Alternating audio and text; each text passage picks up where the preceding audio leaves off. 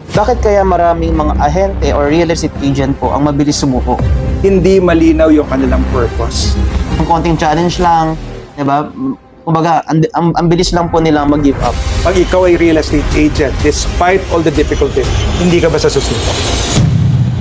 Pag malinaw ang purpose mo, hindi ka basta susuko. O kaya hindi malinaw yung tinatawag na deepest why. Diba sabi nila, when you know your deepest why, it's so easy to find your what and your how. Pag malinaw ang purpose mo, hindi ka basta susuko. Kasi pag nararamdaman mo na ikaw ay gusto ng sumuko kasi parang everything is not turning out right, diba? Pag malinaw yung why mo, you simply go back on why you started.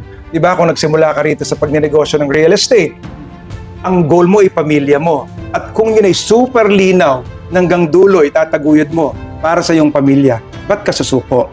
So dun sa mga nakita nating sumusuko, nahirapan lang ng konti, medyo kailangan nilang stabilize, linawin yung kanilang why, ano yung purpose nila. Kasi anything that is purpose-driven, mahirap siyang talikuran, mahirap siyang iwanan. Lalo na kung ang purpose mo ay napakaganda katulad ng pagbibigay ng magandang kinabukasan sa ating pamilya. Kung pamilya ng pinag-uusapan natin, lahat tayo, hindi lang Pilipino, kundi isang padre de pamilya o kaya minahal natin yung ating pamilya, kung para sa kanila, dahil lang ba sa konting problema sa ating real estate business, tatalikuran na natin yon.